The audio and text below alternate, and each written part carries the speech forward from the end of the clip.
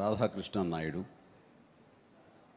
ఆయన నెల్లూరు వాసి, కానీ మొగల్తూరులో సెటిల్ అయ్యి అక్కడ స్టేట్ ఎక్సైజ్ ఇన్స్పెక్టర్గా రిటైర్ అయ్యారు ఆయన.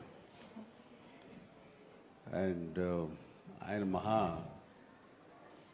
నీకు ఎవరు పోలికలైనా ఎవరి బుద్ధి అని రావచ్చు, కానీ ఆయన బుద్ధులు మాత్రం రాకూడదురా అనేవాళ్ళు. ఎందుకంటే ఆయన రసికుడు.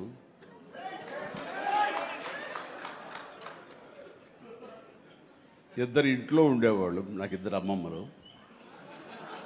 వీళ్ళిద్దరి మీద అలిగితే మూడో వ్యక్తి పాపం ఎవరో అన్ని కోల్పోయిన ఒక వ్యక్తి అని జాలి కొలేది ఆవిడకి అతి దగ్గర అయ్యారు ఆయన. అలా 3 మనకు తెలిసి 4-5 ఉన్నాయేమో మనకు తెలియదు. అందుకని నువ్వు ఈ ఫిలిం ఇండస్ట్రీకి వెళ్తున్నావు, అవకాశాలు ఎక్కువ ఉంటాయి, జాగ్రత్త. ఆయన మాత్రం ఆదర్శంగా తీసుకోవద్దు అన్నారు. నేను తీసుకోలేదమ్మా. చిరంజీవి గారి తాతగారి